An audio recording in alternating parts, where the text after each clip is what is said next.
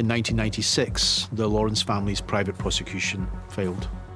I think around about 2010, Imran Khan, Doreen Lawrence's lawyer, phones me and says, Amar, the Labour government in England and Wales are going to change the law.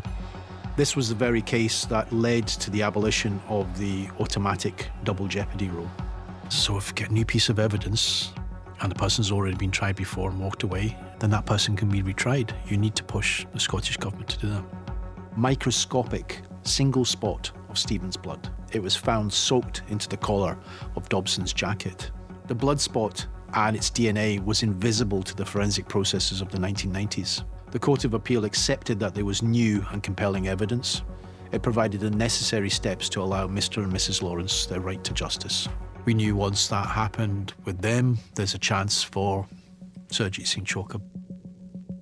Just as in the Stephen Lawrence case, the killers of Sarjeet Singh Chokha should not rest easy in their beds.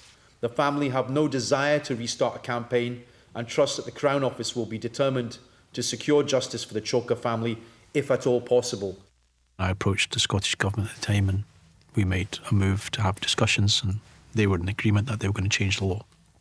13 years after the murder of her brother, Manjit Sangha is still waiting for his killers to be brought to justice. The scrapping of the double jeopardy law in Scotland has given her family fresh hope. People will have forgotten Sarjeet's name, yet the darkness of his murder still shadows our lives. All that we have ever asked for is justice. The recent changes in the law once again gave us hope. 13 years on, people's loyalties and friendships can change.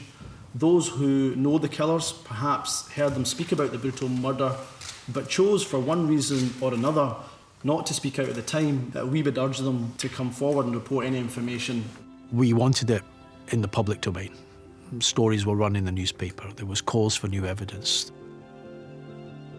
Mr. Chokha was very, very ill. There'd been a few near-death misses. He'd been in and out of hospital. I'm extremely sad that my father, Darshan Singh Chokha, cannot be by my side today.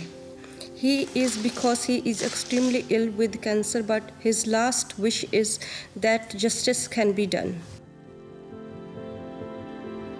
I had to get permission from Mr. and Mrs. Chokha. And then that was the hard battle, because I remember Mr. Chokha was so ill, wheelchair, bedbound, cancer, and him just sitting crying, saying, I don't have the strength, son, I can't do this anymore. I can't go to meetings, I can't go here. And I said, Uncle, you don't have to do anything. I promise you, you won't have to speak at anything publicly again. I was looking at him and was thinking, there's a man before me who'd been such a powerful presence who was dying. I genuinely believed, I said, the system has changed.